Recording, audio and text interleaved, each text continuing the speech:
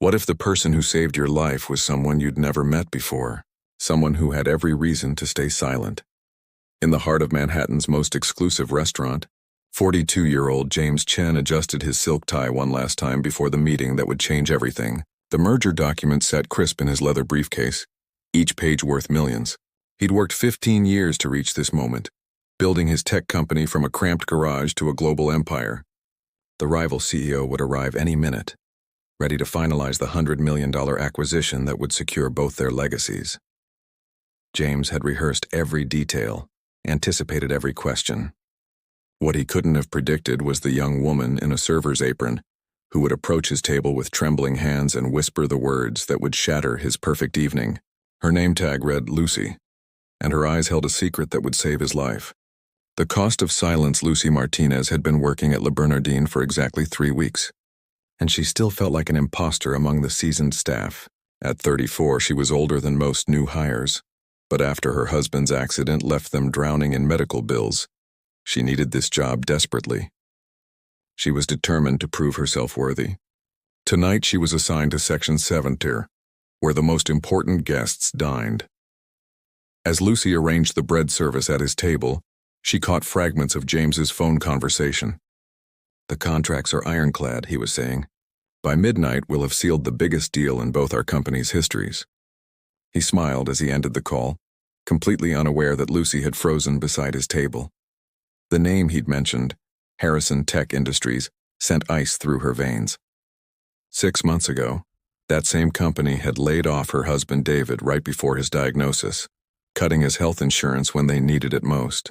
The executives had smiled in the news interviews, talking about restructuring for efficiency. While families like hers watched their futures crumble, Lucy's grip tightened on the breadbasket. But tonight wasn't about her pain. Tonight she'd overheard something that could destroy James Chen's perfect evening. And despite everything, she couldn't let it happen.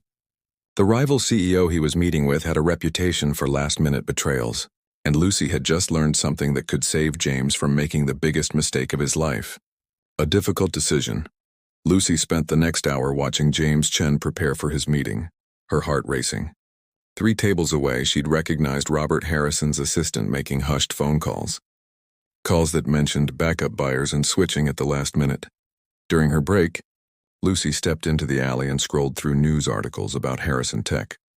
The company had a pattern, she discovered, acquiring smaller firms only to strip them for parts, leaving hundreds unemployed. David's story wasn't unique. It was a deliberate strategy that destroyed lives for profit. She thought about her husband, and she knew he'd want her to do the right thing even for a stranger. The internal debate tore at her conscience. James represented everything she resented about corporate America. Yet he sat there trusting and vulnerable, unaware that his faith was about to be betrayed. Lucy had spent months feeling powerless. Tonight she held the power to prevent someone else's devastation. The warning as. The clock struck 9:30. Lucy made her decision. She walked toward James Chen's table, knowing that the next few minutes would change both their lives forever. "Sir." Lucy's voice barely rose above a whisper. "I'm sorry to disturb you, but I think you're about to be betrayed." The words tumbled out. James's eyebrows rose. "I beg your pardon?" She knelt beside his chair, her voice urgent but controlled. "Mr. Harrison isn't coming to honor your deal. I overheard his assistant making calls about backup buyers about pulling out at the last minute. They're planning to leave you stranded and sell to someone else. You're telling me that Robert Harrison, who I've known for 10 years, is planning to double-cross me based on something you overheard?" James asked, skeptical. "I know how this sounds," Lucy said. "I know you have no reason to trust me, but that company destroyed my husband's life, and I've learned to recognize their patterns." "What happened to your husband?" James asked.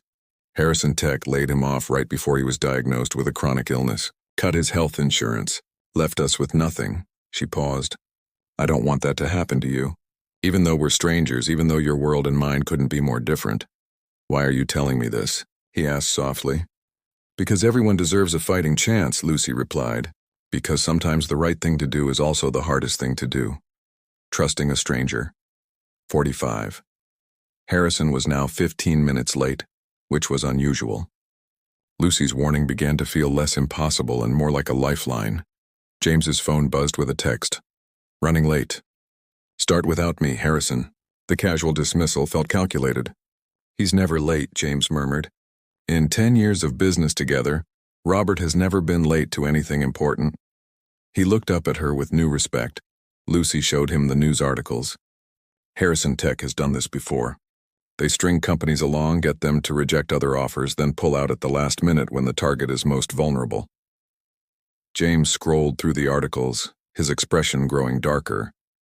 My God, he whispered. I turned down 3 other offers because Robert assured me we had a solid deal. You still have time, Lucy said gently. It's not even 10, those other buyers might still be interested. James stood abruptly. I need to make some calls. Then he paused. Why did you save me? After what happened to your husband, you had every reason to let me fall. Lucy smiled. Because becoming bitter doesn't heal anything. Because kindness is the only thing that grows when you give it away. Lucy Martinez, you just saved my company and probably my marriage. How can I ever repay you? Just pay it forward someday. Help someone else when they need it most. As Lucy disappeared into the kitchen, James began making the calls that would salvage his future. He couldn't stop thinking about the waitress who'd risked her job to save a stranger. A foundation for hope 3 months later. Lucy was arranging flowers in the lobby of the David Martinez Medical Research Foundation when James Chen walked in. Hello? Lucy. Mr. Chen. She was no longer in her server's uniform. I wanted to see the foundation David started with the grant we provided, and I wanted to thank you properly. He handed her a large envelope. The preliminary research your husband's team published last month has already attracted 3 major pharmaceutical companies. They want to fund clinical trials. Lucy's eyes filled with tears as she opened the envelope.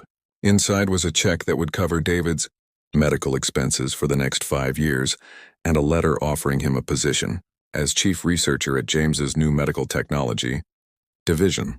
The company that tried to destroy you ended up creating something beautiful, James said softly. Harrison Tech went bankrupt 2 weeks ago. Turns out betraying business partners isn't a sustainable strategy.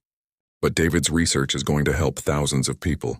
James, we can't accept this much money. Yes, you can and you will. That evening you taught me that real wealth isn't measured in deals or acquisitions. It's measured in the lives we touch and the good we do when no one's watching. You saved my company that night, but more importantly, you saved my soul, he said. I'd forgotten that business could be about more than profit. You reminded me that behind every decision are real people with real lives. They paused at the foundation's mission statement etched in marble. Healing begins when kindness meets courage. It's perfect, and it's exactly what you showed me that night, James said. He pulled her into a warm hug. Thank you, Lucy Martinez. Thank you for choosing kindness when you had every reason to choose revenge. Sometimes the smallest acts of courage create the biggest changes. Sometimes a whispered warning becomes a foundation for hope. And sometimes choosing kindness over bitterness doesn't just heal one heart, it heals 2.